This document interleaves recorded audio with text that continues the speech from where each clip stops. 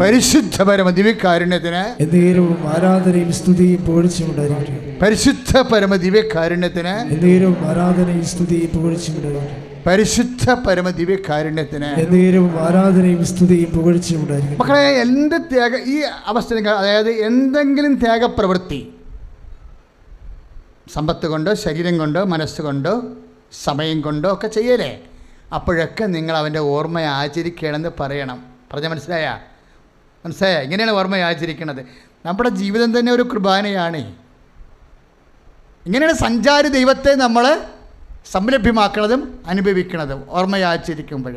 ഇപ്പം നിൻ്റെ നാത്തു നിൻ്റെ പൊന്ന് വാങ്ങിച്ചൊരു വായ്പ വാങ്ങിക്കാൻ പോയതാണ്. പാവത്തിൻ്റെ ഇടയിൽ അവർ വന്ന് പറയുന്ന സങ്കടങ്ങൾ ഒന്നാണ്, അച്ഛൻ നാത്തും പൊന്ന് വാങ്ങിച്ചുകൊണ്ട് പോയി. തീരെ പാവപ്പെട്ടവരാണ് പറയാം, അച്ഛൻ എരവ് വാങ്ങിച്ചാണെന്ന് പറയും. എന്തിനാണ് വാങ്ങിച്ചത്? ഒരു അടിയന്തരത്തിൽ പോകാൻ മേടിച്ചതാണ്. പിന്നെ ചെന്ന് ചോദിച്ചോ പറഞ്ഞ് അത് കളഞ്ഞു പോയെന്ന് പറഞ്ഞു. അപ്പോൾ നമുക്കറിയാം കളഞ്ഞു പോയതല്ല, അവരടിച്ചു മാറ്റി വേറെ സ്ഥലത്ത് കൊണ്ടുപോയി പണയം വെച്ചിരിക്കണമെന്നറിയാം. അപ്പോൾ നമ്മളോട് കാണിക്കുന്ന വഞ്ചനയാണ്. പറ്റിക്കുകയും ചെയ്ത് കൊള്ളയടിക്കുകയും ചെയ്ത് സ്നേഹത്തിൽ നിന്നുകൊണ്ട്. അപ്പോൾ നമ്മൾ വിചാരിക്കും ഇനി ചത്താലും ആ വീട്ടിൽ കയറണ്ടെന്ന് വിചാരിക്കും. ഇപ്പോൾ അവളെ ഓർത്ത് നമ്മുടെ കർത്താവിൻ്റെ മരണം ആചരിക്കും. എന്താണ് പറഞ്ഞ മനസ്സിലായില്ലേ? അവർക്ക് നമ്മൾ വഞ്ചിച്ചതാണ്, നമ്മുടെ സ്വത്ത് പറ്റിച്ചെടുത്തതാണ്. പക്ഷേ നമ്മൾ അതിൻ്റെ പേരിൽ നമുക്ക് സങ്കടമുണ്ട്, വിഷമമുണ്ട്. നമ്മുടെ കുഞ്ഞിൻ്റെ അഡ്മിഷൻ വരെ പലപ്പോഴും അതുകൊണ്ട് മുടങ്ങി. ആ പൊന്നുണ്ടായിരുന്നെങ്കിൽ പണയം വെച്ച് നമുക്കത് കാര്യം കാണാമായിരുന്നു. ഭർത്താവിനെ ആശുപത്രി കൊണ്ടുപോയപ്പോഴും നമുക്ക് ഒരു നിവൃത്തിയില്ലാത്തപ്പോൾ നമ്മൾ ആ പൊന്നിനെ ഓർത്ത് വിഷമിച്ചു. നമ്മുടെ ജീവിതകാലം മുഴുവൻ നഷ്ടപ്പെട്ടു പോയ സഹോദരങ്ങൾ അടിച്ചു മാറ്റിയ സമ്പത്തിനെ ഓർത്ത് വിഷമിക്കുകയും അവരുടെ വെറുപ്പും വൈരാഗ്യവും ഇങ്ങനെ തിളച്ച് പതഞ്ഞു വരികയാണ് ചെയ്യണത്. ഇതാണ് നമ്മൾ ഓർമ്മയായിട്ട് ആചരിക്കാൻ പോണത്. ഇത് മരണം പോലെ നമ്മൾ വേദനിക്കുന്ന ഒരവസ്ഥയാണ്. പറഞ്ഞാൽ മനസ്സിലായില്ലേ? ഇത് നമ്മൾ ഈ നോൻപ് കാലത്തെ കർത്താവിൻ്റെ നാമത്തിലാക്കി മാറ്റും. കർത്താവേ, എനിക്ക് എൻ്റെ സഹോദരി എന്നോട് ചെയ്ത ചതി ഞാൻ നിൻ്റെ മരണത്തെ പ്രഖ്യാപിച്ചുകൊണ്ട് ആ വേദന നിൻ്റെ നാമത്തെ ഏറ്റുപിടിച്ചുകൊണ്ട് ആ വ്യക്തിയോട് ക്ഷമിക്കുന്നു എന്ന് പറയും. സ്തുതിക്കട്ടെ. ഹല്ലേലൂയ. യേശുവേ സ്തോത്രം. ഹല്ലേലൂയ.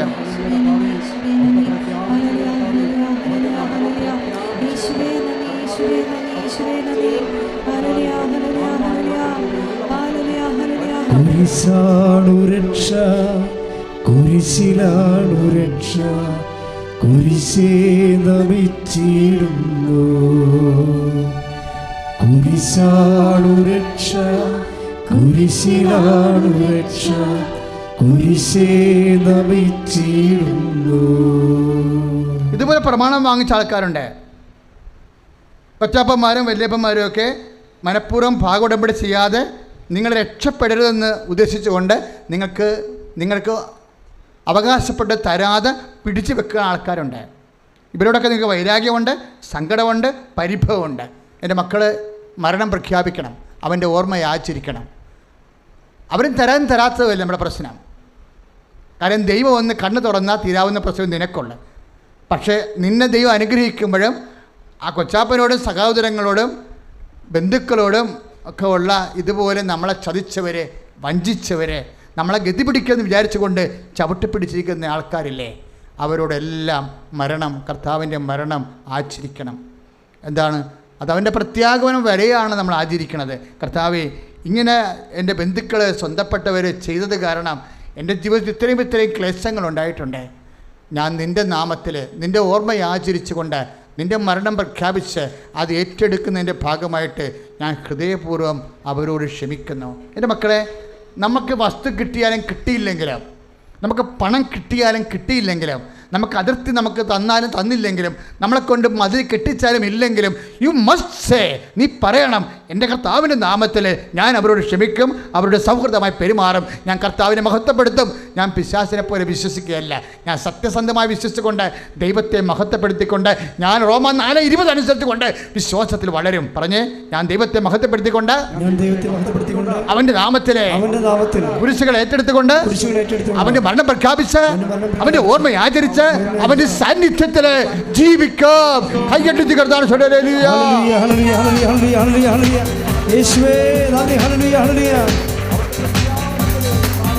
ഇന്നും ജീവിക്കുന്ന യേശുവിന്റെ സാന്നിധ്യത്തെ ജനതകൾ കണ്ടിടട്ടെ.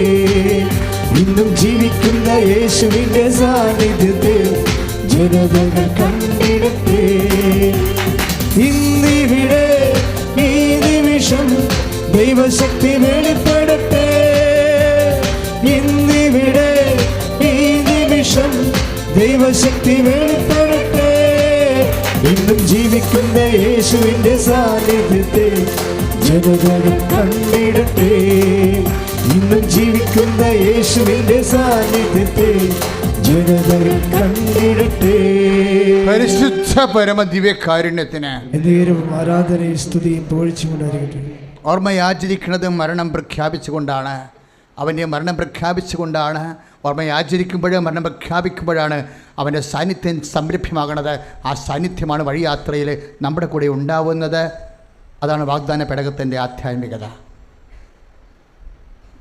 അതുകൊണ്ട് തന്നെ ദൈവസാന്നിധ്യം നഷ്ടപ്പെടാതിരിക്കാൻ വേണ്ടി എൻ്റെ സഹോദരങ്ങൾ, നമുക്കറിയാമല്ലോ, ചില കാര്യങ്ങൾ നിങ്ങൾ വേദനിക്കരുതെന്നാണ് നോൻപ് കാലത്ത് എനിക്ക് പറയാനുള്ളത്. ചില കാര്യങ്ങളിൽ, ദൈവം സന്തോഷിക്കുന്ന കാര്യങ്ങളിൽ നിങ്ങൾ വേദനിക്കരുത്. പറഞ്ഞു മനസ്സിലായോ? പൗലോസിൻ്റെ അൾസറിൽ ദൈവം സന്തോഷിച്ചതാ എന്നാണ് പൗലോസ് പറയണത്. പൗലോസിൻ്റെ അൾസർ രോഗതയില്ലേ, അതിൽ പൗലോസ് സങ്കടപ്പെട്ട് ദൈവം സന്തോഷിച്ചു. പിന്നീട് പരിശുദ്ധാത്മാവ് പൗലോസോട് പറഞ്ഞു, ദൈവത്തിൻ്റെ സന്തോഷത്തിൻ്റെ രഹസ്യം പറഞ്ഞു. എന്താണെന്നോ, നിൻ്റെ അൾസറിൽ ദൈവത്തിന് സന്തോഷം, നിനക്കാണെങ്കിൽ ഭക്ഷണം കഴിക്കാൻ പറ്റണില്ല, വേദനയുമാണ്. നിനക്ക് സങ്കടം, ദൈവത്തിന് സന്തോഷം. ദൈവം സന്തോഷിക്കുന്ന വിഷയത്തിൽ നമുക്കും സന്തോഷിക്കാൻ വേണ്ടി എപ്പോൾ സഹായിക്കാൻ നമുക്ക് പറ്റണേ, അപ്പോൾ നമ്മൾ ക്രിസ്ത്യനാകും. ശരിക്കും ക്രിസ്ത്യൻ മീൻസ് വിശ്വാസിയാകും. ഇപ്പോൾ എല്ലാവരും അക്കരേശ്വരം എന്തുമാത്രമുണ്ട് ഇവിടെ. ഇപ്പോൾ ഞാൻ ക്രിസ്ത്യൻ എന്ന് പറയുമ്പോൾ നിങ്ങളതൊരു ചുരുങ്ങിയ വാക്കാണെന്ന് വിചാരിക്കരുത്. വിശ്വാസി. അപ്പോൾ നമ്മൾ വിശ്വാസിയാകും. ദൈവത്തിൻ്റെ സന്തോഷം നമുക്ക് സന്തോഷമാകുന്ന സമയത്ത് നമ്മൾ വിശ്വാസിയാകും. പൗലോസിൻ്റെ സങ്കടങ്ങളിൽ ദൈവത്തിന് സന്തോഷമായിരുന്നെന്നാണ് പരിശുദ്ധാത്മാവ് പറഞ്ഞത്. എന്താ പരിശുദ്ധാത്മാവ് പറഞ്ഞത്? വെളിപാടുകളുടെ ആധിക്യത്താൽ, പറഞ്ഞേ, വെളിപാടുകളുടെ ആധിക്യത്താൽ ഞാൻ അഹങ്കരിക്കാതിരിക്കാൻ അവൻ എനിക്കൊരു മുള്ള് തന്നിരിക്കുന്നു. കുത്തിക്കയറുന്ന മുള്ളാണേ, അൾസറാണ് പരിപാടി.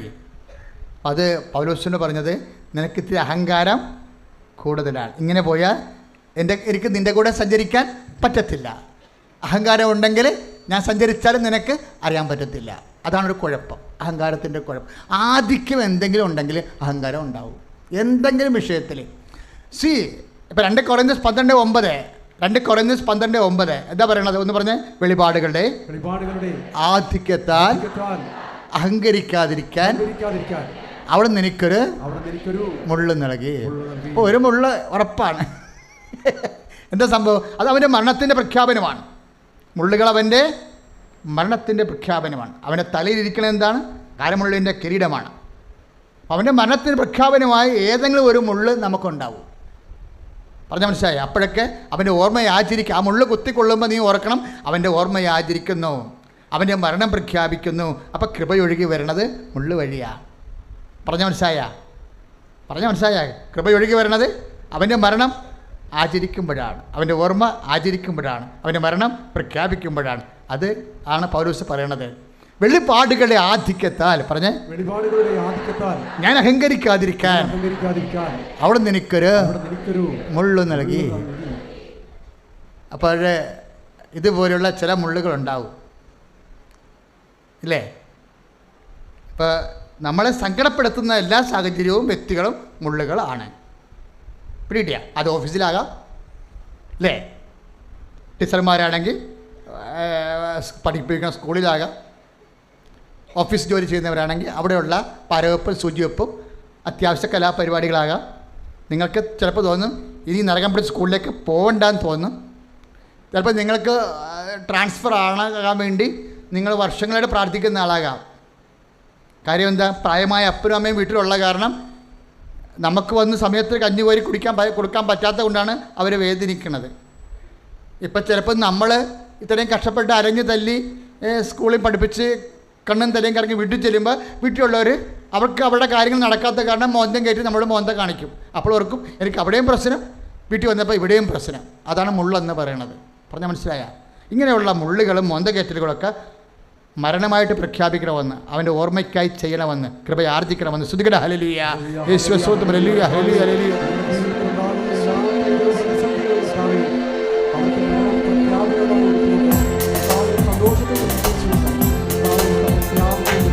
കൃപമതിയേ കൃപമതിയേ അളവില്ലാത്ത കൃപമതിയേ കൃപമതിയേ കൃപമതിയേ അളവില്ലാത്ത കൃപമതിയേ.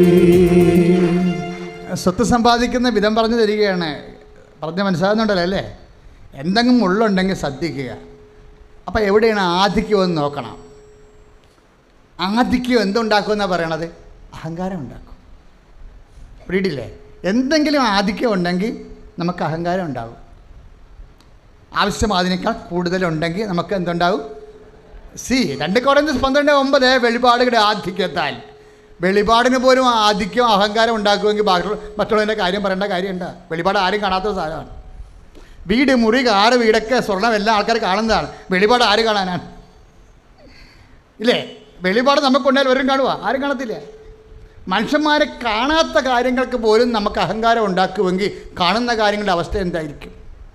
തീർച്ചയായിട്ടും നമുക്ക് അഹങ്കാരം ഉണ്ടാവും. മറ്റുള്ളവരെക്കാൾ കൂടുതൽ നമുക്ക് മാർക്ക് കിട്ടിയാൽ അഹങ്കാരം ഉണ്ടാകും. നമുക്ക് മറ്റുള്ളവരെക്കാൾ നമുക്ക് സൗന്ദര്യം ഉണ്ടെന്ന് നമുക്ക് തോന്നിയാൽ അഹങ്കാരം ഉണ്ടാവും. മറ്റുള്ളവരെക്കാൾ സ്ഥലമുണ്ട്, ശമ്പളമുണ്ടെന്ന് പറഞ്ഞാൽ അഹങ്കാരം ഉണ്ടാവും. എവിടെയെങ്കിലും അതിൻ്റെ ഗിമിക്ക് നമ്മൾ കാണിച്ചിരിക്കും, അബോധ മനസ്സിലെങ്കിലും അതിൻ്റെ ഗിമിക്ക് എവിടെയെങ്കിലും നമ്മൾ കാണിച്ചിരിക്കും. ഇതില്ലാഞ്ഞിട്ട് തന്നെ ആൾക്കാർ കാണിക്കുന്നത്. നമുക്ക് കാണിക്കാൻ ഇല്ലാഞ്ഞിട്ട് പോലും അടിയന്തരങ്ങളിലൊക്കെ വലിയ കാറൊക്കെ വാങ്ങിച്ച് ബാഡൊക്കെ എടുത്താണ് പോണത്. വേണമെങ്കിൽ ഓട്ടോറിക്ഷയ്ക്ക് പോകാം, ബസ്സിനും പോകാം, പോകത്തില്ല. അതിനൊരു 20,000 രൂപ മുടക്കി വാടകയ്ക്ക് കാർ എടുത്താണ് പോണത്. എന്ത് കാറാണ്? നല്ല ഹൈഫൈ കാറുകളാണ്. ഹൈഫൈ കാറുകൾ എടുത്ത് പോയി നമ്മൾ കല്യാണത്തിൽ ചെന്നിട്ട് നമ്മൾ വലിയ സ്റ്റാൻഡേർഡുള്ള ആൾക്കാരുടെ കൂടെ ആ കാറ് കയറ്റി ഇടുമ്പോൾ, എന്നിട്ട് നമ്മൾ കാറിൻ്റെ ഡോറും അടച്ചോട്ട് തിരിച്ച് വന്നിട്ട് കരിക്കുറിച്ചൊക്കെ ഇട്ടുകൊണ്ട് നമ്മൾ തിരിച്ച് നടന്ന് വരികയില്ലേ? ഇപ്പം കരിവാരത്തകണ കാര്യം അച്ഛൻ പറഞ്ഞായിരുന്നല്ലോ അല്ലേ? നമ്മുടെ പിന്നിൽ നമ്മൾ അത്ര കുറഞ്ഞ പുള്ളിയല്ലെന്ന് നാട്ടുകാരെ ബോധിപ്പിക്കാൻ വേണ്ടി മരണം വരെ ഉള്ള ഒരു യുദ്ധം നടക്കുന്നുണ്ട് ഇവിടെ. ഇത് ആധിക്യമാണ്. എന്തിൻ്റെയോ ഒന്നെങ്കിൽ അത് നമുക്കില്ലല്ലോ എന്ന് വിചാരിക്കുമ്പോഴും ഉണ്ടാകുന്ന the passive and active selfishness. Selfishness, അഹങ്കാരം ചിലപ്പോൾ ആക്റ്റീവ് ആകും, ചിലപ്പോൾ പാസീവ് ആകും. പാസീവ് എന്ന് വെച്ചാൽ ഇല്ലാത്ത കാര്യം ഉണ്ടെന്ന് ഭാവിച്ചു ഉള്ളതുപോലെ കളിക്കുക, ആൾക്കാരെ മുമ്പിൽ പ്രകടിപ്പിക്കുക. മറ്റത് ഉള്ള കാര്യം ഉള്ളതിൽ മറ്റുള്ളവരെക്കാൾ തലക്കനം കാണിക്കുക. അത് ആക്റ്റീവ് സെൽഫിഷ്നെസ്സാണ്. പാസീവ് എന്ന് പറയണത് ഇല്ലെങ്കിലും ഇപ്പോൾ ഒരു വീട് വെച്ചെടുത്താൻ, അപ്പോൾ കുഞ്ഞ് അവനോട് പറയാണ്, അപ്പാ ചിന്നു ഡൊമിനിക്കിൻ്റെ വീട്ടിൽ 2 നിലയുണ്ട്, നമുക്ക് 2 നില വേണമെന്ന് പറയും. അപ്പോൾ അപ്പനും അത് സന്തോഷിച്ച് അപ്പനും പറഞ്ഞ് നമുക്ക് 2 നില ആക്കാവുന്ന. അത് സമാധാനമായി കൊച്ചിനെ. കൊച്ചു വരെ അഹങ്കാരിയാണ്. ഇതാണ് മനുഷ്യൻ്റെ അവസ്ഥ. ചിന്നു ഡൊമിനിക്കിൻ്റെ വീട്ടിൽ അവളെ നഴ്സറി എല്ലാം മറ്റേ പഠിക്കണം തോന്നണം. അവളുടെ വീട്ടിൽ 2 നില കെട്ടിയപ്പോൾ ഇവിടെ 1 നിലയേ ഉള്ളൂ. അപ്പോൾ ഉടനെ അമ്മയും അപ്പനും പറഞ്ഞ് കൊച്ചു പറയണല്ല 2 നില വേണമെന്ന്. നമ്മൾ ചിൽഡ്രൻസ് ഫണ്ടിലാണ് ഫാമിലി, മലയാളി ഫാമിലീസ് അല്ല. കുട്ടികൾ എന്ത് പറയണം അതുപോലെയൊക്കെ ചെയ്യും. ഇപ്പം എന്നാ പറ്റി? സ്റ്റെയർ കേസിന് അടുക്കി വെച്ചിരിക്കുക. അപ്പോൾ എന്നാ പ്രശ്നം? കൊച്ചിനെ പറ്റിക്കാൻ ചെയ്തതാണ്, 2 നിലയാക്കാൻ ചെയ്തതാണ്. ഇപ്പോൾ സൈഡിലായിരുന്നു സ്റ്റെയർ കേസ്. മറ്റേ കാര്യങ്ങളൊക്കെ മുളകും മല്ലിയൊക്കെ ഉണക്കാൻ വേണ്ടി സൈഡിൽ കൂടി പോകാമല്ലോ, മുളി ഉണക്കാമല്ലോ. ഇപ്പോൾ കൊച്ചു പറഞ്ഞപ്പോൾ നമ്മൾ സ്റ്റെയർ കേസിന് അടുക്ക് വെച്ച്, നടുക്ക് വെക്കുമ്പോൾ എന്താ കുസ്തം? നടുക്ക് വെക്കുമ്പോൾ സ്റ്റെയർ കേസിന് അത് വെള്ളം വീഴത്തില്ലേ? അപ്പോൾ നമുക്ക് അതോടൊരു വീട് പോലെ മുകളിൽ കെട്ടി വെക്കേണ്ടായിരുന്നു. അപ്പോൾ 2 നിലയായില്ലേ? അത് ഇത്തിരി വിസ്തരിച്ച് കെട്ടുമ്പോൾ ഓക്കെ ആയി. അപ്പോൾ നാട്ടുകാരുടെ മുമ്പിൽ ഇല്ലാത്ത കാര്യം ഉണ്ടെന്ന് ഭാവിച്ച് ജീവിക്കുമ്പോഴാണ്, അതിനാണ് പാസീവ് സെൽഫിഷ്നെസ്. അത് ഇങ്ങനെ ശാന്തമായ ആക്റ്റീവ് ചെയ്യത്തില്ല. പക്ഷേ സാധനം ഉണ്ട്, ഇല്ലാഞ്ഞിട്ട് പോലും ഉണ്ടെന്ന് ഭാവിച്ച് നമ്മൾ ആരോ കുറഞ്ഞ പുള്ളികളല്ലെന്ന് ധരിപ്പിക്കാൻ വേണ്ടി പോകുമ്പോൾ ഇവിടെ എല്ലാം അഹങ്കാരം എന്നുള്ള കണ്ടൻറ്റ് വർക്ക് ചെയ്തു പോകും. നോമ്പ് കാലത്ത് നമ്മളെ ടോർപ്പടോ ചെയ്യേണ്ട ഒരു ശത്രു അതാണ്. പറഞ്ഞ മനസ്സിലായില്ലേ? ഇതുണ്ടോ എന്ന് നോക്കണം. ഇതിൻ്റെ കുഴപ്പം വെച്ചാൽ യേശുവിൻ്റെ മരണം പ്രഖ്യാപിക്കാൻ പറ്റത്തില്ല. മരണം പ്രഖ്യാപിക്കാത്തവർക്ക് ഉയർപ്പിൽ വിശ്വസിക്കാൻ പറ്റത്തില്ല. ഉയർപ്പിൽ വിശ്വസിക്കാൻ പറ്റാത്തവർക്ക് വരവ് കാത്തിരിക്കാനും പറ്റത്തില്ല. അപ്പോൾ പിശാചിനെ പോലുള്ള വിശ്വാസമായി മാറും. വിശ്വസിക്കുന്നുണ്ട്, പക്ഷേ പിശാചിനെ പോലുള്ള വിശ്വാസമാണ്. ദൈവം ഏകനാണെന്നൊക്കെ അറിയാം, പക്ഷേ ദൈവ മഹത്വത്തിന് വേണ്ടി ജീവിതം സമർപ്പിക്കുന്നില്ല. കർത്താവ് പ്രാർത്ഥിക്കുക, കർത്താവ് ദൈവമേ എൻ്റെ ജീവിതത്തിലെ ഏതെങ്കിലും വിധം ഏതെങ്കിലും വിഷയം ഇല്ലാത്തത് കൊണ്ട് ദുഃഖമോ ഉള്ളത് കൊണ്ട് അമിതമായ അഭിമാനമോ മൂലമുണ്ടാകുന്ന മഹത്വത്തിൻ്റെ മങ്ങലുകളെ തെച്ചു മിനുക്കാൻ സമർപ്പണത്തിൻ്റെ കൃപ നൽകണമേ. സ്തുതിക്കട്ടെ. ഹല്ലേലൂയ.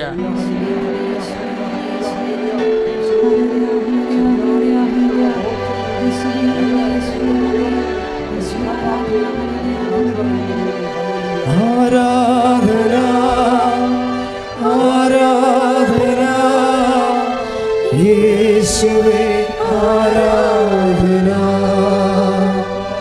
ആരാധന ആരാധന യേശുവേ ആരാധന.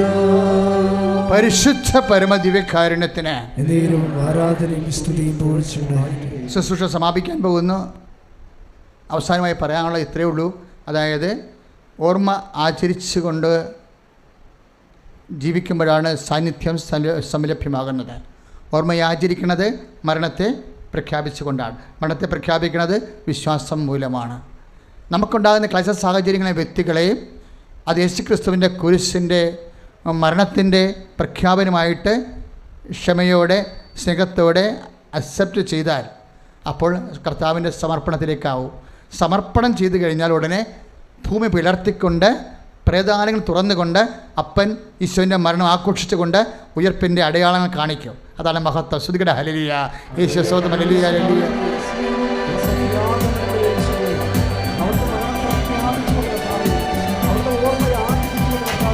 ഉദ്ധാനം ചെയ്തവനെ ഞങ്ങൾ ആരാധിക്കുന്നു.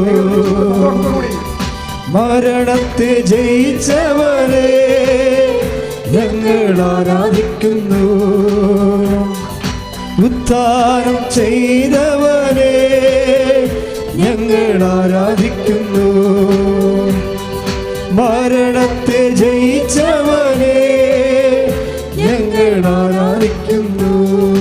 പ്രാർത്ഥികർത്താവായ ദൈവമേ, അമിതമുള്ള എല്ലാ വിഷയങ്ങളും എന്നിൽ അഹങ്കാരം ഉണ്ടാക്കുന്നുണ്ടെങ്കിൽ കർത്താവേ നിന്റെ നാമത്തിലെ ഹൃദയപൂർവ്വം ക്ഷമിക്കുവാനും കർത്താവേ ആധിക്യത്താൽ അഹങ്കാരം ഉണ്ടാകാതിരിക്കാൻ എൻ്റെ ജീവിതത്തിലെ പല സ്ഥലങ്ങളിൽ നിന്ന് എൻ്റെ ശരീരത്തിൽ നിന്ന് പോലും രോഗങ്ങളായും മാനസിക പീഡകളായും അനുഭവിക്കുന്ന ഓരോ വിഷയവും കർത്താവേ എൻ്റെ അഹങ്കാരത്തെ കർത്താവേ അമർച്ച ചെയ്തുകൊണ്ട് ആത്മവിശുദ്ധീകരണത്തിനായി നിന്റെ മരണത്തെ പ്രഖ്യാപിച്ച് ഉയർപ്പിലെ വിശ്വസിച്ച് നിന്റെ നാമത്തിലെ മഹത്വം കരേറ്റ് കൃപയുള്ള വിശ്വാസികളായി മാറുവാൻ എന്നെ അങ്ങ് പരിപാലിക്കുന്നതിനെ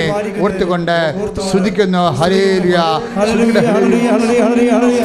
യേശുവേ ആമേൻ ആമേൻ യേശുനാഥാ ആമേൻ ആമേൻ ദൈവപുത്ര ആമേൻ ആമേൻ സർവശക്താ നിത്യപിതാവേ. Praise the Lord. നമ്മൾ രോഗാതുരമായ ഇടങ്ങളിലെ കർത്താവിൻ്റെ നാമത്തിൽ കൈവച്ച് പ്രാർത്ഥിച്ച് രോഗസൗഖ്യ പ്രാർത്ഥനയിലേക്ക് പ്രവേശിക്കുകയാണ്. എല്ലാവരും എഴുന്നേൽക്കുക. ഇരിക്കുന്നവരൊന്നുകൂടി എഴുന്നേൽക്കുക. ഉദരഭാഗത്ത് ആണ് കൈ വെക്കേണ്ടത്. ആദ്യം ഉദരരോഗികൾ, പിസ്റ്റുല രോഗികൾ, PCOD രോഗികൾ, രോഗികൾ, ഗർഭാശയത്തിൽ സിസ്റ്റുള്ളവർ, മൂത്രാശയത്തിൽ കല്ലുകളുള്ളവർ, കോൺസ്റ്റിപ്പേഷൻ പോലുള്ള രോഗങ്ങളുള്ളവരെല്ലാം ഉദരത്തിൽ കൈവയ്ക്കേണ്ട സമയമാണ്. ഉദരത്തിൽ കൈവച്ച് പ്രാർത്ഥിക്കുക മൂലം ഒത്തിരി പേര് സാക്ഷ്യം പറയുന്നത് നിങ്ങൾ കേൾക്കുന്നുണ്ട്. കൈവെക്കുമ്പോൾ നിങ്ങൾ പറയണം, അച്ഛനോട് ചേർന്ന് പറയണം, കർത്താവേ എൻ്റെ ഉദരത്തെ അങ്ങ് സ്പർശിക്കണമേ. എൻ്റെ ഉദരത്തിൽ വെച്ചിരിക്കുന്ന കൈകൾ അങ്ങയുടെ നാമത്തിലാണ് ഞാൻ വെച്ചിരിക്കുന്നത്. പരിശുദ്ധ അമ്മേ, ഈ നിമിഷം എനിക്ക് വേണ്ടി മാധ്യസ്ഥം വഹിക്കണമേ.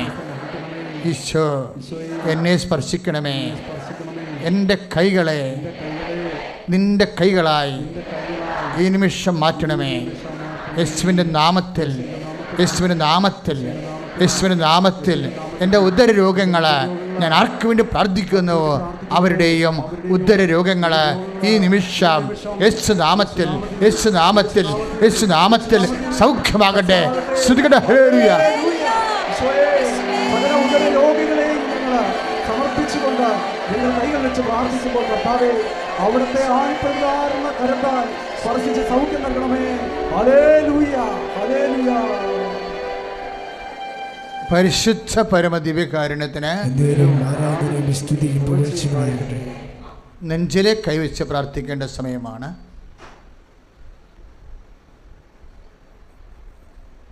നിങ്ങൾക്ക് നെഞ്ചുവേദനയില്ലെങ്കിലും നിങ്ങളുടെ ബന്ധുക്കളെ, വീട്ടിലുള്ളവരെ അവരെ ഓർത്തുകൊണ്ട് യേശുനാമത്തിൽ വെച്ചാൽ നമ്മൾ ആർക്ക് വേണ്ടി നമുക്ക് പ്രാർത്ഥിക്കാം.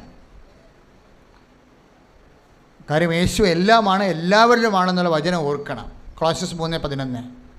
അപ്പം എല്ലാവരിലും നമ്മൾ ആർക്ക് വേണ്ടി പ്രാർത്ഥിക്കുന്ന യേശുനാമത്തിൽ ഇപ്പം നിങ്ങളുടെ ശത്രുക്കൾക്ക് വേണ്ടി കൂടി പ്രാർത്ഥിക്കേണ്ട സമയമാണ്. അപ്പോഴാണ് യേശു നമ്മളെ തിരിച്ചറിയണത്. നെഞ്ചുവേദനയുള്ളവരെ, ഹൃദയത്തിന് ദൂരമുള്ളവരെ, ചിലപ്പോൾ കുഞ്ഞുങ്ങളൊക്കെ ഹൃദയം ദൂരമുണ്ടാകാം. കുഞ്ഞുങ്ങളിവിടെ ഇല്ലായിരിക്കും. അപ്പം നിൻ്റെ ഹൃദയത്തെ ആ കുഞ്ഞുങ്ങളെ ഓർത്തുകൊണ്ട് യേശുനാമത്തിൽ ഹൃദയത്തിൽ കൈവെക്കാം. കൂടിയ വിശ്വാസം ആവശ്യപ്പെടുന്ന ഒരു പ്രാർത്ഥനയാണിത്. കരളിന് രോഗമുള്ളവരെ നെഞ്ചിൻ്റെ കൂടിന് കൈവെക്കട്ടെ. ഇപ്പോഴേ ലോകം മുഴുവനും വ്യത്യസ്തമായ നാടുകളിലും വീടുകളിലുമൊക്കെ ഇരുന്ന് ഈ ശുശ്രൂഷ ലൈവായി കൂടുന്നവരെ ഈ പ്രാർത്ഥനയിൽ സജീവമായി പങ്കെടുക്കേണ്ടതാണ്. അവർക്ക് ഹൃദയത്തിനും നെഞ്ചിനും രോഗമുണ്ടെങ്കിൽ അവരിപ്പോഴും ഞങ്ങൾ നിങ്ങൾക്ക് വേണ്ടി പ്രാർത്ഥിക്കുന്ന സമയമാണ്. നിങ്ങൾ നെഞ്ചിൽ കൈവെക്കുക യേശുനാമത്തിൽ. ശ്വാസകോശ രോഗികളും നെഞ്ചിൽ കൈവച്ച് പ്രാർത്ഥിക്കട്ടെ. അതിലേക്ക് പ്രഷർ വേരിയേഷനുള്ളവർ, ഹാർട്ടിന് പ്രഷർ വേരിയേഷനുള്ളവരൊക്കെ നെഞ്ചിൽ കൈവച്ച് പ്രാർത്ഥിക്കട്ടെ. പങ്ക്രിയാസ് രോഗികൾ നെഞ്ചിൻ്റെ കൊമ്പിന് കൈവച്ച് പ്രാർത്ഥിക്കട്ടെ. പറയുക, കർത്താവേ, നിൻ്റെ നാമത്തിൽ ഞാൻ നെഞ്ചിൽ കൈവച്ചുകൊണ്ട് പ്രാർത്ഥിക്കുന്നു. എൻ്റെ ഹൃദയ രോഗങ്ങൾ, കരൾ രോഗങ്ങൾ, പങ്ക്രിയാസ് രോഗങ്ങൾ, ശ്വാസകോശ രോഗങ്ങൾ, ശ്വാസനാളി രോഗങ്ങൾ യേശുനാമത്തിൽ, യേശുനാമത്തിൽ, യേശുനാമത്തിൽ സൗഖ്യമാകട്ടെ. ഹല്ലേലൂയ.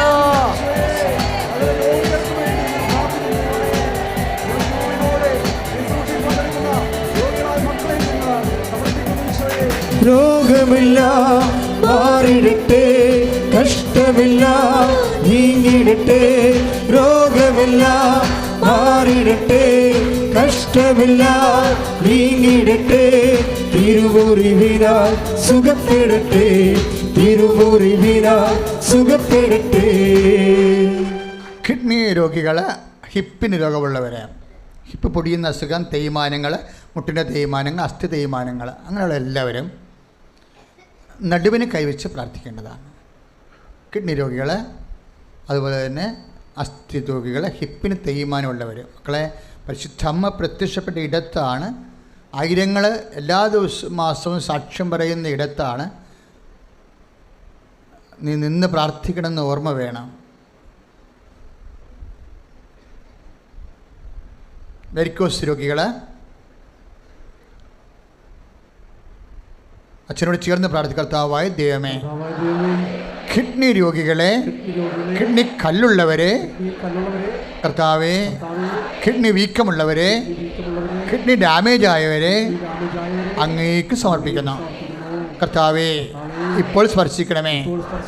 കിഡ്നിയെ പൂർവാവസ്ഥയിലേക്ക് മാറ്റണമേ.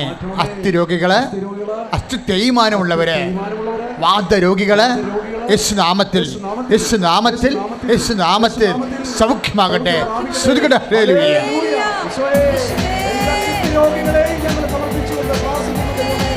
എല്ലാ തീരുമാനമുള്ള രോഗികളെ മക്കളുടെ മേൽ തിരുക്കരത്താൽ താങ്ങി എന്നെ തിരുരക്തത്താൽ കഴുകണമേ. തിരുക്കരത്താൽ താങ്ങി എന്നെ തിരുരക്തത്താൽ കഴുകണമേ. പെരുമഴ പോൽ പെയ്യട്ടെ, പെരുമഴ പോൽ യേശുവിൻ രക്തം, യേശുവിൻ രക്തം, യേശുവിൻ തിരുരക്തം, യേശുവിൻ രക്തം, യേശുവിൻ രക്തം, യേശുവിൻ തിരുരക്തം. പരിശുദ്ധ പരമദിവ്യകാരുണ്യത്തിന് ആരാധനയും സ്തുതിയും പുകഴ്ചയും ഉണ്ടായിരിക്കട്ടെ. മക്കളെ സന്തോഷമാകണം. മനസ്സിൽ വലിയ അനുഗ്രഹങ്ങൾ കിട്ടുന്ന സമയമാണ്. തൊണ്ടയിൽ കൈവച്ച് പ്രാർത്ഥിക്കേണ്ട സമയമാണ്.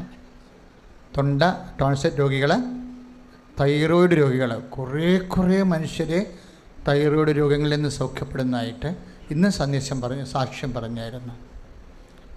മഹാരോഗങ്ങളെന്നൊക്കെ പറഞ്ഞു കഴിഞ്ഞാൽ ചുമ്മാ ഒരൊറ്റ ഉടമ്പടി കൊണ്ട് ഇതെങ്ങനെയാണ് സുഖപ്പെടുന്നത് നിങ്ങളൊന്ന് ചിന്തിക്കേണ്ടതാണ്. തൈറോയ്ഡ് രോഗികൾ, ടോൺസിൽ രോഗികൾ, അതുപോലെ തന്നെ സ്പോണ്ടിലോസിന് അസുഖമുള്ളവർ ഒക്കെ തൊണ്ടയിൽ കൈവെക്കുക. ശിരസംബന്ധമായ രോഗികൾ നെറ്റിയിൽ കൈവെക്കുക. മക്കളെ ഇപ്പോൾ വീട്ടിലുള്ള ആൾക്കാരില്ലേ, അല്ലെങ്കിൽ ബന്ധുക്കൾ, അടുപ്പക്കാർ, നിങ്ങൾക്ക് അറിയാവുന്നവരെ, അവർക്കെല്ലാം വേണ്ടി പ്രാർത്ഥിക്കേണ്ട സമയമാണ്. ഈ മൂക്കിന് എന്തോ ഇടതുവശത്ത് ഇങ്ങനെ ഈ ഇതുപോലെ വരുന്ന രോഗം, അതായത് ഒരു ചെമന്ന മുന്തിരിങ്ങ പോലെ ഇങ്ങനെ വരും. കറുപ്പ നിറമല്ല, ഒരു തരം ചെമന്ന തവിട്ട് നിറത്തിലുള്ള മുന്തിരിങ്ങയില്ലേ, അതായത് കറുപ്പുമല്ല അതേസമയം തന്നെ ചുവപ്പുമല്ലാത്ത കളറുടെ മുന്തിരിങ്ങ പോലെ മൂക്കിലിങ്ങനെ ഇടതുവശത്ത് ഇങ്ങനെ മൂക്കിൻ്റെ അടുത്ത് ഇങ്ങനെ പൊങ്ങി വരും. ആ രോഗത്തെ കർത്താവ് ഇപ്പോൾ സുഖപ്പെടുന്നതിൻ്റെ സന്ദേശമുണ്ട്. സ്തുതിയുടെ ഹല്ലേലൂയ.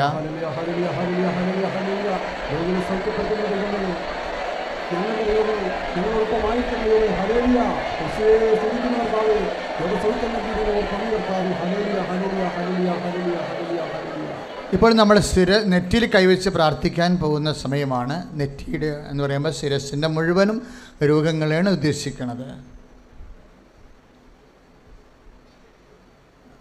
നെറ്റിയിൽ കൈവച്ച് പ്രാർത്ഥിക്കുന്ന ഈ സമയത്ത് തന്നെയാണ് നേരത്തെ ഉദരത്തിന് വെച്ച് നമ്മൾ പ്രാർത്ഥിച്ചില്ലേ, അപ്പോൾ ഫ്ലോ ഉണ്ടാകുന്ന രോഗങ്ങൾ, ചിലപ്പോൾ മലം അറിയാതെ പോകും, മൂത്രം അറിയാതെ പോകും, ബ്ലഡ് അറിയാതെ പോകുന്നില്ലേ, അങ്ങനെ രോഗങ്ങളെ കർത്താവ് സ്പർശിക്കുന്ന സുഖപ്പെടുത്തുന്ന സന്ദേശമുണ്ട്. സ്തുതിക്കട്ടെ ഹല്ലേലൂയ.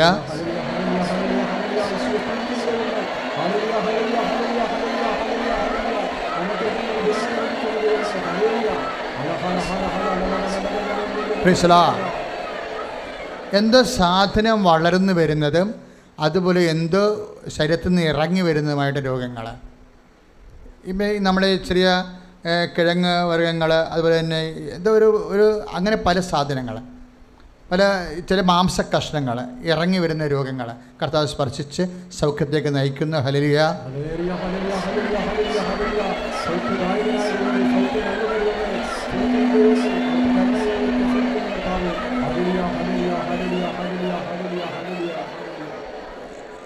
ഈ സൗഖ്യങ്ങളെല്ലാം അടുത്ത മാസം നിങ്ങൾ സാക്ഷ്യം പറയേണ്ടതാണ്.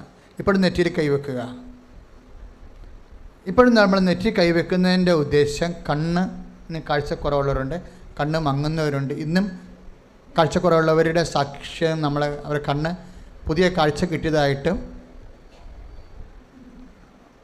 കണ്ണ് തുറന്നതായിട്ടും ഇന്നും നമ്മൾ സാക്ഷ്യം കേട്ടതാണ്. അതുകൊണ്ട് കണ്ണും ചെവിയിൽ നിന്ന് പഴുപ്പ് വരുന്നവർ, ചെവി കേൾക്കാൻ പാടില്ലാത്തവർ, കണ്ണിന് മങ്ങലുള്ളവർ, കണ്ണ് ഡാമേജായി പോയവർ, അവരെല്ലാം നെറ്റിയിലാണ് നമ്മൾ കൈവെക്കുന്നത്. അവരെല്ലാം ആ സൗഖ്യങ്ങളെല്ലാം കണ്ടുകൊണ്ട്, പിറ്റ്യൂട്ടറി ഗ്ലാൻസ്, ഡബിൾ വിഷനുള്ളവർ, അവരെല്ലാം നെറ്റിയിൽ കൈവെക്കേണ്ടതാണ്. അപൂർവ രോഗങ്ങളാണ്. ആർക്കെങ്കിലും ഉണ്ടെങ്കിൽ പിറ്റ്യൂട്ടറി ഗ്ലാൻസുമായിട്ട് ബന്ധപ്പെട്ട്, ഈശഗ്രന്ഥിയുമായിട്ട് ബന്ധപ്പെട്ട രോഗങ്ങളുള്ളവർ നെറ്റിയിലാണ് കൈവെക്കേണ്ടത്. ഇപ്പോഴേ ഇങ്ങനെ ഈ നെറ്റി ഇങ്ങനെ കുരുക്കൾ, ഇങ്ങനെ ബലമുള്ള കുരുക്കൾ തൊട്ടാൽ നമ്മുടെ കയ്യിലും വേദന എടുക്കുന്ന, അമർത്തിയ കല്ല് പോലെ ഇരിക്കുന്ന ചില കുരുക്കൾ തള്ളി വരുന്ന രോഗങ്ങളെ കർത്താവ്, നെറ്റിമുഖത്ത് വരുന്ന രോഗങ്ങളെ കർത്താവ് സുഖപ്പെടുത്തിക്കൊണ്ടിരിക്കുകയാണ്. നിങ്ങൾ കൈ നെറ്റി തന്നെ വെക്കുക. രോഗികൾ വെക്കണം, അല്ലെങ്കിൽ മറ്റുള്ളവർക്ക് ആ രോഗമില്ലെങ്കിൽ നിങ്ങൾ മറ്റുള്ളവർക്ക് വേണ്ടി പ്രാർത്ഥിച്ചുകൊണ്ട് അവരുടെ പേര് ഓർത്തുകൊണ്ട് അവരുടെ സൗഖ്യത്തിന് വേണ്ടി പ്രാർത്ഥിക്കേണ്ടതാണ്. കർത്താവേ, അങ്ങയുടെ മക്കൾ ഇപ്പോൾ സ്ഥിരസംബന്ധമായ രോഗങ്ങളുടെ സൗഖ്യത്തിനായി പ്രാർത്ഥിക്കുന്ന കർത്താവേ, ഈശോ നിൻ്റെ നാമത്തെ മഹത്വപ്പെടുത്തണമേ. കർത്താവേ, സഭയിലുള്ള സാന്നിധ്യം പ്രകടമാക്കണമേ. അമ്മേ പരിശുദ്ധമേ ദേവമാതാവേ, ഞങ്ങൾക്ക് എല്ലാവർക്കും വേണ്ടി മധ്യസ്ഥം വഹിക്കണം. മാരക രോഗങ്ങൾ, തീരാവ്യാധികൾ, അപൂർവ രോഗങ്ങൾ യേശു നാമത്തിൽ സൗഖ്യമാകട്ടെ. ഹല്ലേലൂയ.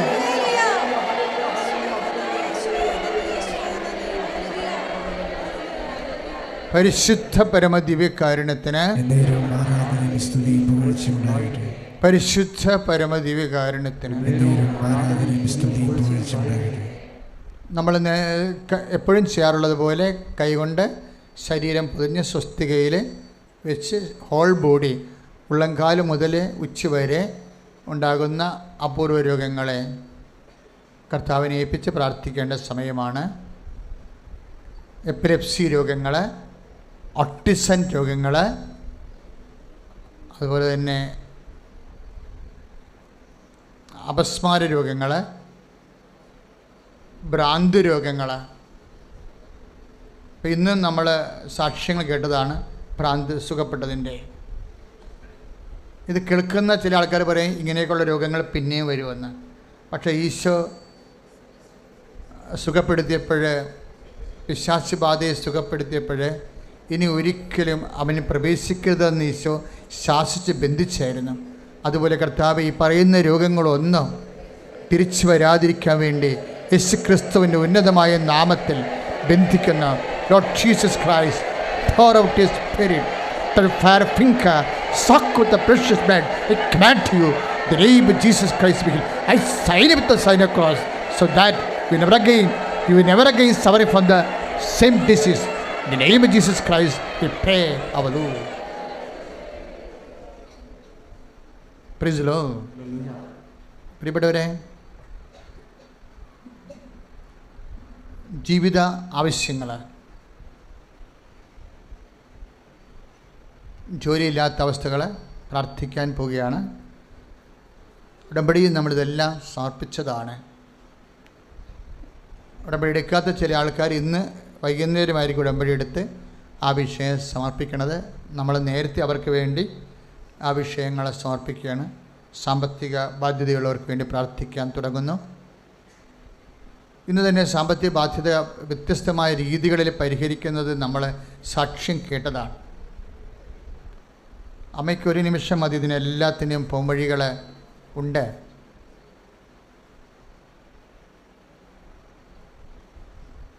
പരീക്ഷാക്കാലമാണ്. ഞാൻ ഇന്നലെ പറഞ്ഞിരുന്നു, നിങ്ങൾ ഹോൾ ടിക്കറ്റ് നമ്പർ അച്ഛൻ്റെ ഫേസ്ബുക്കിലും കൃപാസനത്തിൻ്റെ വാട്സപ്പിലേക്കും ടൈപ്പ് ചെയ്ത് തരേണ്ടതാണ്. കൃപാസനം വാട്സപ്പിലുള്ള സഹോദരങ്ങൾ,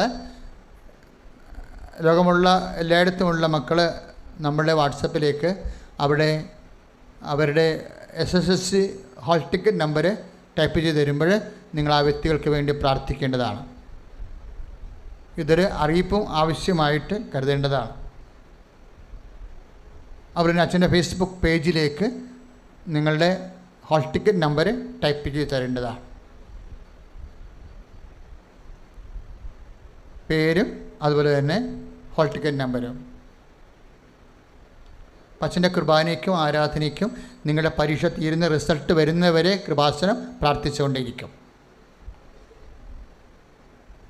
ഇപ്പോൾ ചില അമ്മമാർ പറയത്തില്ലേ, എൻ്റെ മകന് മാർക്ക് കുറവായിരിക്കും, അവനൊന്നും പഠിച്ചിട്ടില്ല, അവൻ തോന്നിയവാസം ഒരു ബുദ്ധിബോധമില്ല നടക്കരുത്. നിങ്ങൾ വിഷമിക്കരുത്.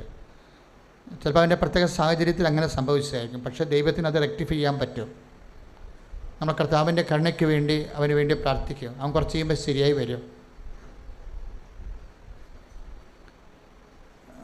ഇപ്പം ഉറക്കമാണ് മമ്മി, എനിക്ക് പഠിക്കാൻ പറ്റണില്ല, അതിൻ്റെ പേരിൽ ഉടനെ അവനെ നീ അന്ന് ഞാൻ പറഞ്ഞതില്ല നിന്നോട് എന്നൊക്കെ പറഞ്ഞ് അവനെ കുറ്റപ്പെടുത്തുക ഒന്നും പോരുത്. കൊച്ചുമക്കളൊന്നും ഈ സമയത്ത് കുറ്റപ്പെടുത്തരുത്. അവർക്ക് സങ്കടം ഉണ്ടാക്കുന്ന ഒരു സാഹചര്യം ഉണ്ടാകരുത്, പരീക്ഷാക്കാലത്ത് പ്രത്യേകിച്ച്. അത് മമ്മി അറിയാതെ എന്ത് വിഷയം അപ്പായമായിട്ടുണ്ടായാലും മമ്മി അതിനകത്ത് കൈകാര്യം ചെയ്ത് പോകണത്. മക്കൾ എഴുതിയാൽ മതി, അമ്മ കൂടെ ഉണ്ടാവുമെന്ന് പറയണം. പിന്നെ കുഞ്ഞുങ്ങളുടെ കൂടെയൊക്കെ പോയി പരീക്ഷാ ഹാളിലും അടുത്ത സ്കൂളിലൊക്കെ ആണെങ്കിൽ മമ്മി ഒക്കെ പോകുന്നത് നല്ലതാണ്. അടുത്ത പള്ളിയിൽ ഇരുന്ന് പ്രാർത്ഥിക്കാൻ പറ്റും കുഞ്ഞുങ്ങൾക്ക് വേണ്ടി. ഏതെങ്കിലും ഒരു ദിവസമെങ്കിലും ഒന്ന് പരീക്ഷയ്ക്ക് കുഞ്ഞുങ്ങളുടെ കൂടെ പോകണമെന്ന് നല്ലതാണ്.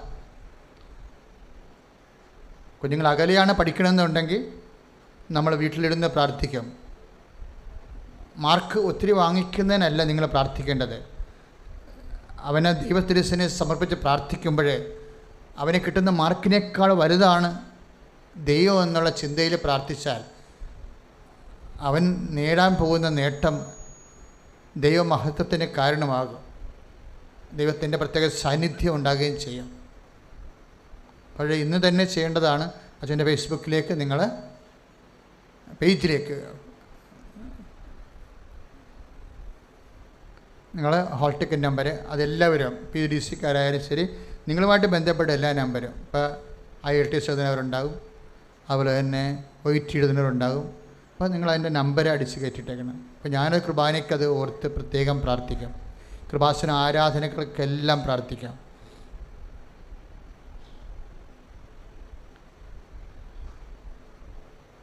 ജോലി ഇല്ലാത്തവർക്ക് വേണ്ടി പ്രാർത്ഥിക്കുന്ന സമയമാണ്. ഇപ്പോൾ 4 വർഷമായിട്ടൊക്കെ ജോലി ഇല്ലാത്തവർക്ക് പെട്ടെന്ന് ജോലി കിട്ടണില്ലേ? അതെല്ലാം തരത്തിലുള്ള സാക്ഷ്യങ്ങൾ നമ്മളിന്ന് കേട്ടത്.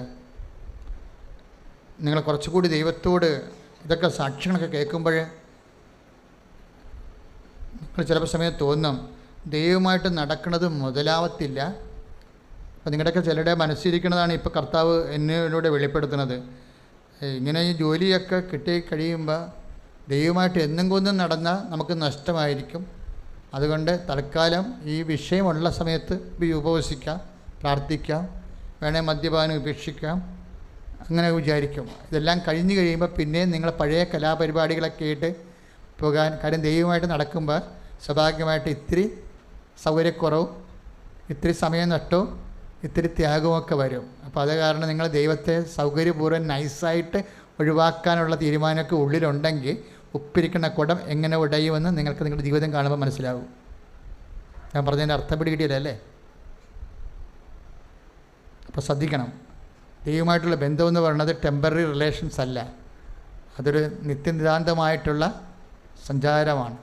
അത് ഓർത്തിട്ട് കർത്താവേ, നിൻ്റെ മനസ്സിനൊപ്പം എൻ്റെ മനസ്സിനെ നീ ക്രമീകരിക്കാൻ വേണ്ടിയാണ് ഈ നോൻപിൽ നീ പ്രത്യേകം പ്രാർത്ഥിക്കേണ്ടത്. വീടില്ലാത്തവർ, വഴിയില്ലാത്തവർ, നിങ്ങൾക്കറിയാവോ ഈ ഭയങ്കര വഴികളാണ് കിട്ടിക്കൊണ്ടിരിക്കുന്നത്. ഈ ദിവസങ്ങളിൽ ഞങ്ങൾ സാക്ഷി നോക്കുമ്പോൾ ഞെട്ടിപ്പോവുകയാണ്. 25 കൊല്ലം വഴിയില്ലാത്തവർ, 10 കൊല്ലം വഴിയില്ലാത്തവർ. നിങ്ങൾക്കറിയാതെ വഴിയില്ലെങ്കിലുള്ള അവസ്ഥ എന്താ? വെള്ളവും കിട്ടത്തില്ല, കറണ്ടും കിട്ടത്തില്ല, പല പ്രശ്നങ്ങളാണ്. വണ്ടി മേടിക്കാൻ പറ്റത്തില്ല, സഞ്ചാര സ്വാതന്ത്ര്യം പോയി, എല്ലാം പോയി. അത് നിസ്സാരമല്ല, അത് ഭയങ്കരമായിട്ടാണ് അമ്മ അത് സീരിയസ് ആയിട്ട് എടുക്കുകയാണ് ആ വിഷയം. അപ്പം അങ്ങനെയുള്ള ജീവിതത്തിൻ്റെ എല്ലാ മാർഗങ്ങളും, പരീക്ഷ, നൈപുണ്യ പരീക്ഷ, റിസൾട്ട് വരാൻ പോകുന്നവരെ, പിന്നെ എന്ത് വിഷയം എടുക്കണമെന്ന് അറിയാൻ പാടില്ലാത്തവർ, എന്ത് പഠിക്കണമെന്നറിയാൻ പാടില്ലാത്തവർ, കൂട്ടുകാരൊക്കെ ഓരോരോ കാര്യങ്ങൾ പഠിക്കുമ്പോൾ അത് വന്ന് വീട്ടിൽ കിട്ടി എഴുന്നള്ളിച്ച് അമ്മയുടെ പ്രഷർ കൂട്ടുന്ന പരിപാടിയാണ് പല പിള്ളേരുടെയും കൈയിരിക്കണത്. അവരെല്ലാം ചാടുന്ന ചാട്ടം, ആറും പുഴയൊക്കെ നീന്തുമ്പോൾ ചിലപ്പോൾ നമുക്ക് അതുപോലെ നീന്താൻ പറ്റത്തില്ല. അപ്പോൾ അതുകൊണ്ട് നിങ്ങൾ കുടുംബത്തിൻ്റെ അവസ്ഥ മനസ്സിലാക്കിയിട്ട്, കർത്താവെ കുടുംബത്തിൻ്റെ അവസ്ഥ മനസ്സിലാക്കിയിട്ട് എന്നെ നിലനിർത്തി തരണമേ, എന്നെക്കൊണ്ട് കുടുംബത്തെ സംരക്ഷിക്കണമേ. അപ്പോൾ നിങ്ങൾ പഠിക്കണ പിള്ളേർ വരെ ചിന്തിക്കണം എന്താണ്? പഠിക്കണം, നല്ല ജോലി കിട്ടണം, എന്നിട്ട് ഇവിടുന്ന് മാറി താമസിക്കണം. ഇങ്ങനെ കുറേ ദുഷ്ടബുദ്ധികളൊക്കെ ഉണ്ട്. ഇവിടെ നിന്ന് അപ്പനെ നോക്കണം, അമ്മനെ നോക്കണം, അമ്മുമ്മനെ നോക്കണം, ഇവിടെ വഴി അയൽവാസി മോശമാണ്. ഇതൊക്കെ ഇങ്ങനെയൊക്കെ ദൈവത്തിന് നിരക്കാത്ത കുറേ കാര്യങ്ങൾ മനസ്സിൽ വെച്ച് പ്രാർത്ഥിക്കുമ്പോഴാണ് പണി കിട്ടുന്നത്. ഞാൻ രക്ഷപ്പെട്ടാൽ ഞാൻ ഇവിടെ തന്നെ ജീവിക്കും പറ്റുന്ന അത്രയും സമയം, എന്നിട്ട് ഇവിടെയുള്ള ആൾക്കാരെ ദൈവത്തെ പ്രതി സ്നേഹിക്കും. ദൈവത്തിന് പ്രയോജനം ഉണ്ടാകാൻ നോക്കണം. അല്ല ഞാൻ രക്ഷപ്പെട്ടാൽ ഇവിടുന്ന് ഈ വെള്ളവും മുക്കിക്കൊണ്ട് ഞാൻ പറന്ന് കളയുമെന്ന് വിചാരിച്ചു കഴിഞ്ഞാൽ അല്ലെങ്കിലും ദൈവത്തിന് നിരക്കാത്ത വർത്തമാനങ്ങളാണ്. നിങ്ങൾ ദൈവത്തിന് ഒന്ന് പ്രാർത്ഥിച്ച, കർത്താവേ, ദൈവത്തിന് ഒപ്പിച്ച് ജീവിക്കുന്ന വ്യക്തികളാകാൻ എൻ്റെ മനസ്സിനെ പുനഃക്രമീകരിക്കണമേ.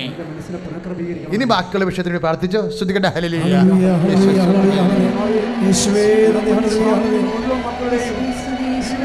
Lord Jesus Christ, pour out His Spirit.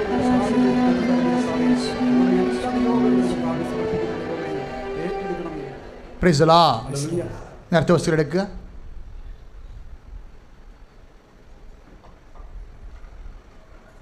ഇപ്പം ഡേറ്റ് ഇട്ട് പ്രാർത്ഥിക്കേണ്ട സമയമാണ്. നമ്മൾ ഇടുന്ന ഡേറ്റ് അമ്മ ഹോണർ ചെയ്യുന്നുണ്ട്, അറിയാമല്ലോ.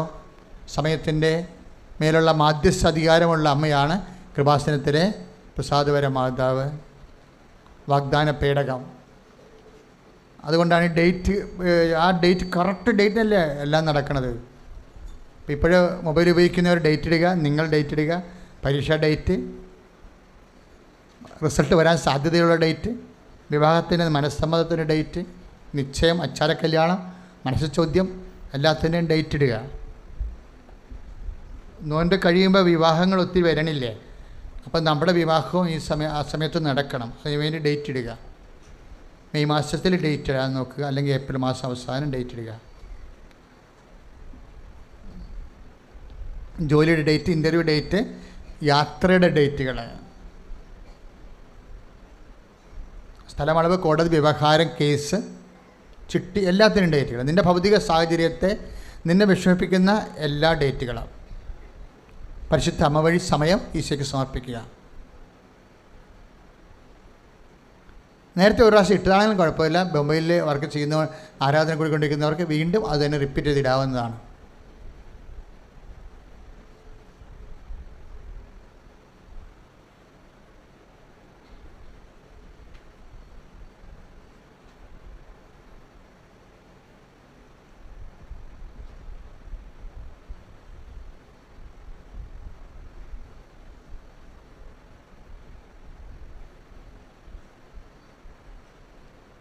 നിറച്ച വസ്തു എടുക്കുക, എടുത്തോ അല്ലേ. അച്ഛൻ്റെ അറിയിപ്പുകൾ ശ്രദ്ധിക്കുക. നല്ല തിരക്കാണ്, അതുകൊണ്ട് 3 ഗേറ്റുകൾ കിടക്കുന്നുണ്ട്. 4 ഗേറ്റ് നമുക്കുണ്ട്. ആ 4 ഗേറ്റും പുറത്തേക്ക് പോകാൻ ഉപയോഗിക്കണം. എല്ലാവരും നേരെ പഠിച്ചോട്ട് പോകരുത്, പോകാൻ പറ്റത്തില്ല, ഭയങ്കര അപകടം ഉണ്ടാവും. അതിനിടയ്ക്കാണ് മാല പൊട്ടിക്കലും മറ്റു കലാപരിപാടികളൊക്കെ നടക്കുന്നത്. അതൊക്കെ ശ്രദ്ധിച്ചേക്കണം.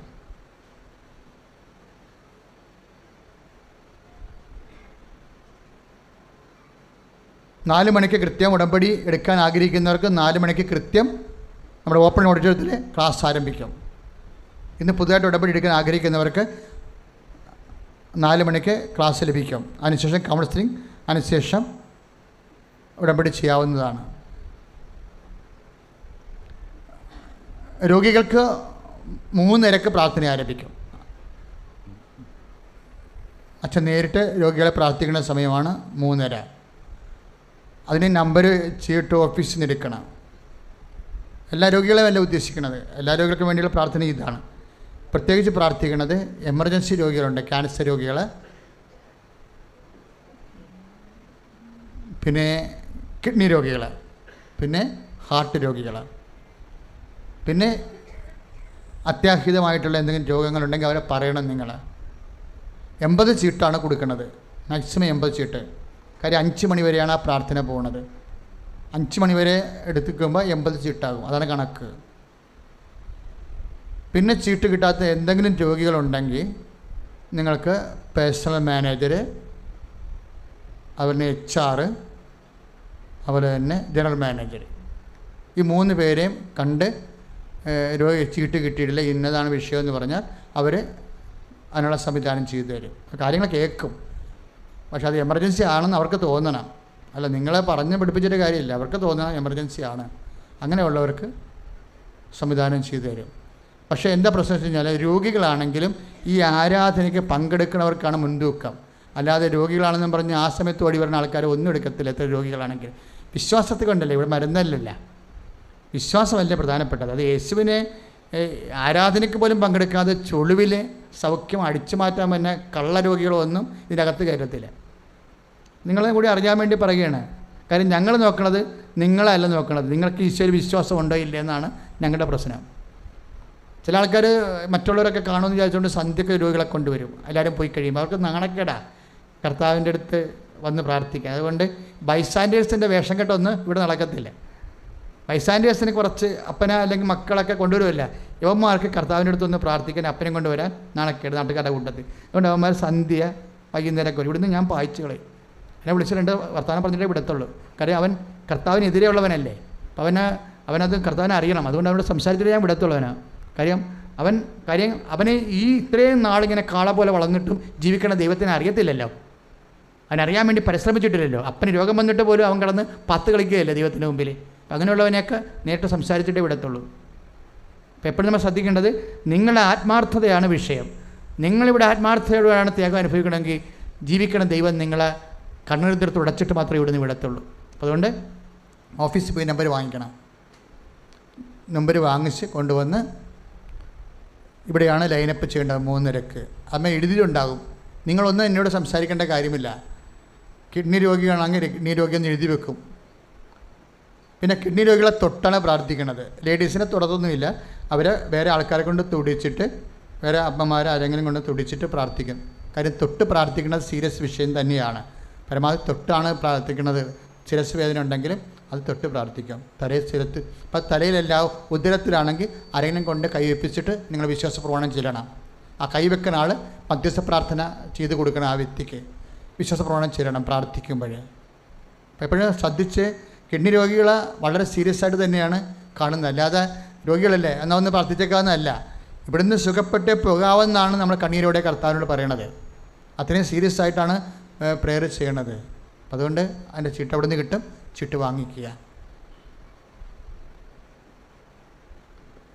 പിന്നെ 5 മണിയാകുമ്പോൾ രോഗിയുടെ പ്രാർത്ഥന കഴിഞ്ഞാൽ 5:15 കൗൺസിലിംഗ് തുടങ്ങും. അത് വെച്ച് കഴിഞ്ഞാൽ ഉടമ്പടി 6 പുതുക്കി സാക്ഷ്യം പറഞ്ഞവരുണ്ട്. ഉടമ്പടി 5 പുതുക്കി സാക്ഷ്യം പറഞ്ഞവർ, ഉടമ്പടി 4 പുതുക്കി സാക്ഷ്യം പറഞ്ഞവരുണ്ട്. അവരുടെ രേഖകളുണ്ടെങ്കിൽ ഓഫീസിൽ നിന്ന് 2ാം നമ്പർ കൗണ്ടറിൽ നിന്ന് അവർക്ക് 4 രേഖുമ്പോൾ ടോക്കൺ കിട്ടും. രോഗികളുടെ പ്രാർത്ഥന ഒതുങ്ങി വരുമ്പോൾ അത് മെസ്സേജ് കൗൺസിലിങ്ങിൻ്റെ ടോക്കണാണ്. 6 പുതുക്കി സാക്ഷ്യം പറഞ്ഞാൽ 5 പുതുക്കി, ഉടമ്പടി 5 പുതുക്കി സാക്ഷ്യം പറഞ്ഞാൽ, ഉടമ്പടി 4 പുതുക്കി സാക്ഷ്യം പറഞ്ഞാൽ മെസ്സേജ് കൗൺസിലിങ്ങിന് പങ്കെടുക്കാവുന്നതാണ്. അതിന് മാക്സിമം 15 ചീട്ടാണ് കൊടുക്കണത്. ഇന്ന് ചീട്ട് കിട്ടാത്തവർക്ക് അടുത്ത ആഴ്ച കിട്ടും. അത്രേ ഉള്ളൂ. അല്ല, എല്ലാവരും കൂടി ഇന്ന് എടുക്കാൻ പറ്റത്തില്ല. അതുകൊണ്ടാണ്. കാര്യം മെസ്സേജ് കൗൺസിലിംഗ് സമയമെടുക്കും. എൻ്റെ സീനിയോറിറ്റി അനുസരിച്ച് 6 പുതുക്കിയവർ മാറ്റി, 5 പുതുക്കിയവർ മാറ്റി, 4 പുതുക്കിയവർ പകുതി എടുക്കുമ്പോൾ ചിലപ്പോൾ 15 നമ്പറാകും. ഈ 15 നമ്പർ നോക്കുമ്പോൾ തീരുമ്പോൾ തന്നെ 5:30 തൊട്ട് 7 മണി വരെ ആകും സമയം. 7 മണി കഴിയുമ്പോൾ പിന്നീട് ഉടമ്പടി സാക്ഷ്യം 4 പുതുക്കിയിട്ടുണ്ട്, 5 പുതുക്കിയിട്ടുണ്ട്, ഉടമ്പടി 3 പുതുക്കിയിട്ടുണ്ട്. പക്ഷേ സാക്ഷ്യം പറഞ്ഞവരുണ്ട്. ഉടമ്പടി 3 പുതുക്കിയവർ സാക്ഷ്യം പറഞ്ഞവരുണ്ട്. അവരിവിടെ ലൈനപ്പ് ചെയ്യണം. 6 മണിയാകും. ഒരു 6 മണിയാകുമ്പോൾ തന്നെ ലൈനപ്പ് ചെയ്യണം. അച്ഛനെ കാണണമെന്ന് നിർബന്ധം ഉണ്ടെങ്കിൽ, നിങ്ങൾക്കറിയാമല്ലോ ഇവിടെ നടക്കുന്ന ഒരു സാക്ഷ്യവും അച്ഛനെ കണ്ടവരുടെ അല്ല. ചിലരുടെയൊക്കെ ഉണ്ട്, ബൈ ചാൻസായിട്ട് കാണുന്നതാണ്. അല്ലാതെ ടൈം കൊടുക്കണം, അപ്പോയിൻമെൻറ്റ് കൊടുക്കണം അല്ല. അവരൊരു ബൈ ചാൻസായിട്ട് എവിടെയെങ്കിലും നിൽക്കുന്ന സമയത്ത് അല്ലെങ്കിൽ കാത്തു നിന്നൊക്കെ അത്യാവശ്യമായിട്ട് കണ്ടു പോണതാണ്. അപ്പോൾ അച്ഛനെ കാണുന്നത് ഇതിൻ്റെ ഒരു ഭാഗമല്ല, അത് വലിയ വിഷയവുമല്ല. നിങ്ങളെ ചിലർ മണ്ടത്തരം കാണിച്ചിട്ടുണ്ട്, ഉടമ്പടി ചെയ്യണത് അച്ഛൻ കാണാൻ വേണ്ടിയാണ്. അങ്ങനെയല്ല, അത് അമ്മയെ കാണാൻ വേണ്ടിയുള്ള പ്രാർത്ഥനയാണ്. അമ്മയാണത് ചെയ്യണത് കാര്യങ്ങൾ. അപ്പോൾ അതുകൊണ്ട് എന്നാലും നിങ്ങൾ ഈ ധ്യാനകേന്ദ്രം വരുമ്പോൾ ഇവിടെ ധ്യാനിപ്പിക്കുന്നവരെ കണ്ട് പ്രാർത്ഥിക്കുന്നത് സ്വാഭാവികമായത് കൊണ്ടാണ് ഇങ്ങനെയുള്ള അവസരങ്ങൾ തരണത്. അപ്പോൾ ഉടമ്പടി 3 പുതുക്കി സാക്ഷ്യം പറഞ്ഞവർക്ക് ഇവിടെ ലൈനപ്പ് ചെയ്യാം. അവിടെയൊക്കെ പേപ്പർ ഉണ്ടാകേണ്ടതാണ്. അവിടെ സാക്ഷ്യം പറഞ്ഞതിൻ്റെ ഓഫീസ് ആ സാക്ഷ്യം അംഗീകരിച്ചതിൻ്റെ മുദ്രയും പേപ്പറും ഉണ്ടാകണം. ഒരു വെള്ള പേപ്പറാണ് അതിൻ്റെ തരണത്. അത് നിങ്ങളുടെ കയ്യിലുണ്ട്. അപ്പം അങ്ങനെ പേപ്പറുള്ളവർക്ക് ലൈൻ നിൽക്കാവുന്നതാണ്. അത് മിക്കവാറും ഒരു 8 മണിയാകും ആ പ്രാർത്ഥന കഴിയുമ്പോൾ. എല്ലാവരും കണ്ട് അവർക്ക് ബാക്കിയുള്ള കാര്യങ്ങൾ പറയാം. ഉടമ്പടി 3 പുതുക്കി 4 പുതുക്കി ഉടമ്പടി 3 പുതുക്കി സാക്ഷ്യം പറഞ്ഞവരുണ്ട്, എഴുതി കൊടുത്തവരുണ്ട്. അവർക്ക് ഇവിടെ ലൈൻ നിൽക്കാവുന്നതാണ്. അവരുടെ പ്രാർത്ഥന കഴിയുമ്പോൾ 8 മണിയാവും. പിന്നെ ആർക്കെങ്കിലും കാണാനുള്ളതെന്ന് പറയുന്നത് ഉടമ്പടി 4 പുതുക്കി 5 പുതുക്കി 3 പുതുക്കി സാക്ഷ്യം പറയാത്തവരുണ്ട്. അവർക്ക് കാണാനുള്ള സമയമാണ് 8 മണിക്ക് ശേഷമുള്ളത്. അപ്പം അതിന് നമ്പറൊക്കെ നേരത്തെ പോകും. കാര്യം ചില ആൾക്കാർ പറ്റിക്കും. ആ 8 മണിക്ക് വരും, ഇത് കേട്ട് കഴിഞ്ഞാൽ 8 മണിക്ക് ഇങ്ങനെയുള്ള പ്രാർത്ഥന 8 മണിക്ക് ഓടി വരും. അങ്ങനെയല്ല. ഇവിടെ ഇന്ന് പ്രാർത്ഥന കൂടിയവർക്ക് മാത്രമേ ഇതിനൊക്കെ എല്ലാം നമ്പർ കിട്ടത്തുള്ളൂ. അത് 2 പുതുക്കിയവർ 1 പുതുക്കിയവരെ എടുക്കും. അവിടെ കാര്യങ്ങൾ കേട്ട് പ്രാർത്ഥിക്കാം. അതാണ് ഇവിടുത്തെ രീതി. ഒരിക്കലും വണ്ടി ലീഡേഴ്സ് നിങ്ങൾ അച്ഛനെ കാണിക്കാമെന്നും പറഞ്ഞുകൊണ്ട് ആൾക്കാരെയും കൂട്ടിക്കൊണ്ട് വരരുത്. അങ്ങനെയുള്ളവരെ നമ്മൾ വെൽക്കം ചെയ്യത്തില്ല. വണ്ടി ലീഡേഴ്സ് അവരുടെ കാര്യം പറയണം. ഇവിടുത്തെ രീതികൾ അതാണ്. ഉടമ്പടി എടുക്കുമ്പോൾ തന്നെ അവർ സത്യസന്ധമായിട്ട് ചെയ്യാൻ ഉദ്ദേശിക്കുന്നുണ്ടെങ്കിൽ ദൈവം അവരിന്ന് വിട്ടു മാറത്തിലൊരിക്കലും. അപ്പോൾ ഇല്ലാത്ത വ്യാജ വാഗ്ദാനങ്ങൾ കൊടുത്തുകൊണ്ട് ആരെയും പറ്റിക്കരുത്. വണ്ടി ലീഡേഴ്സ് പ്രത്യേകം ശ്രദ്ധിക്കണം. അങ്ങനെ കാണുന്ന വിഷയങ്ങളില്ല, നടക്കാത്ത കൊണ്ടാണ് ഇവിടെ. കാര്യം ഉടമ്പടി പുതുക്കിയത് തന്നെ ഒരു 500-600 പേര് ഇങ്ങനെ നിൽക്കുകയാണ്, സാക്ഷ്യം പറഞ്ഞവർ തന്നെ. അപ്പോൾ എപ്പോഴും നിങ്ങൾ ശ്രദ്ധിക്കേണ്ടത് അച്ഛനെ കാണുന്നതായിട്ട് ഒരു വിഷയവും ഇതിൻ്റെ അകത്തില്ല. എല്ലാം അമ്മ നേരിട്ട് ചെയ്യണ കാര്യങ്ങളാണ്. അതുകൊണ്ട് നിങ്ങളത് കൃത്യമായിട്ട് ഉടമ്പടി പാലിച്ചു പോയാൽ തീർച്ചയായിട്ടും നിങ്ങളെ കർത്താവ് നിങ്ങൾ ആഗ്രഹിക്കുന്നതിനേക്കാൾ വലിയ സാക്ഷികളായി നിങ്ങളെ മാറ്റും. ദൈവം നിങ്ങളെ അനുഗ്രഹിക്കട്ടെ. വസ്തു ഉയർത്തിപ്പിടിക്കുക. നോൻപ് തുടങ്ങുമ്പോൾ ലാറ്റിൻ ട്രഡീഷൻ അനുസരിച്ചുകൊണ്ട് നാളെ ദേവാസ്ത വിളി, പുത്തമ്പാന, അമ്മാന പാട്ടുകൾ, അണ്ണായിപ്പാട്ടുകൾ, ഇതെല്ലാം അനുഷ്ഠാനങ്ങൾ ആരംഭിക്കേണ്ട ദിവസമാണ് നാളെ വൈകുന്നേരം. അപ്പോൾ ദേവാസ്ത വിളി അച്ഛന്മാരും ശിഷ്യന്മാരും, അണ്ണായിപ്പാട്ട്, പിച്ചപ്പാട്ട്, അതുപോലെ തന്നെ പുത്തമ്പാന, അതുപോലെ തന്നെ അമ്മാനപ്പാട്ടുകളുടെ എല്ലാ കലാകാരന്മാരെയും നാളെ 3 മണിക്ക് ഒപ്പണ ഒട്ടിടത്തിൽ വിളിപ്പിച്ചിട്ടുണ്ട്. അവർക്ക് പ്രത്യേക പ്രാർത്ഥനയും ശ്രീവാമുദ്രയും നൽകി ആശീർവദിച്ച് നോൻപുകാല ശുശ്രൂഷയ്ക്കായി അയക്കുന്നതായിരിക്കും.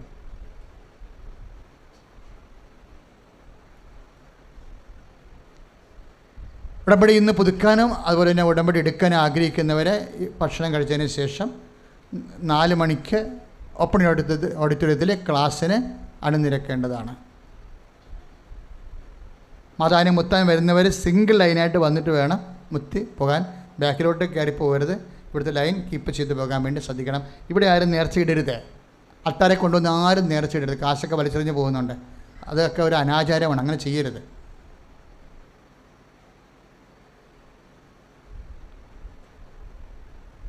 നേർച്ച വസ്തു ഉയർത്തിപ്പിടിക്കുക. വിശ്വാസ പ്രമാണം ചെല്ലട്ടെ. Lord Jesus Christ, pour out your spirit. A fire finger socket the precious. I cast this is son of gospel by God the Father Almighty, who made heaven and earth is in the contain. Let the adversaries power to be sleeping. Satan's attacks and machinations be dispelled unto the Father. May blessing bring a healthy Muria mind, peace and common family, and the the Catholic Church with the power of Jesus Christ, with the baptism of Holy Priesthood. I bless and hallow the series, those who still have grace and peace and power.